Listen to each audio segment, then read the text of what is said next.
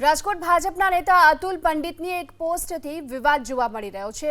અતુલ પંડિતે પોતાના સોશિયલ મીડિયામાં એક પોસ્ટ કરી છે, જેને લઈ વિવાદ છે। આજે કેટલાક મૂર્ખ બનશે, કેટલાકને મૂર્ખ બનાવાશે, આ પ્રકારની પોસ્ટ તેમણે કરી છે અને આપનું જીવન મંગલમય રહે। અતુલ પંડિતની આ પોસ્ટ પર રાજકોટ શહેરના ભાજપ પ્રમુખે નિવેદન આપ્યું છે કે આજે 1 એપ્રિલ હોવાથી એપ્રિલ ફૂલ હોઈ શકે છે। તેમનો વ્યક્તિગત નિર્ણય પણ માધવ દવેએ ગણાવ્યો છે અને અતુલભાઈ ભાજપના વરિષ્ઠ નેતા હોવાની વાત તેમણે કરી। અતુલ પંડિત શિક્ષણ સમિતિના પૂર્વ ચેરમેન છે અને તેમની આ પ્રકારની પોસ્ટથી હવે સ્થાનિક રાજકારણમાં ગરમાવો જોવા મળી રહ્યો છે। આ પોસ્ટને બે રીતે બોલવી શકું છું। આ એમનો વ્યક્તિગત વિચાર છે।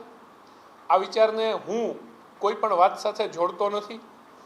બે રીતે આ પોસ્ટને લઈ શકાય કે આજે 1 એપ્રિલ પણ છે અને એણે એ મુદ્દે પણ આ બોલ્યા હોય।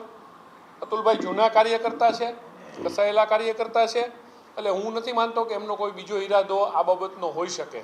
ભારતીય જનતા પાર્ટીની સેન્સ પ્રક્રિયા ખૂબ સરસ રીતે અત્યારે ચાલી રહી છે।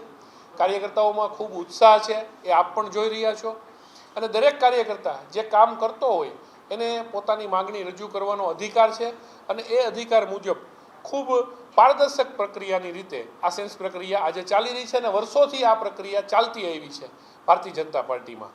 તો હું આને એકદમ સામાન્ય રીતે જે પ્રક્રિયા ભારતીય જનતા પાર્ટીની છે એ મુજબ હું આ વાતને જોઈ રહ્યો છું, સેન્સ પ્રક્રિયાને।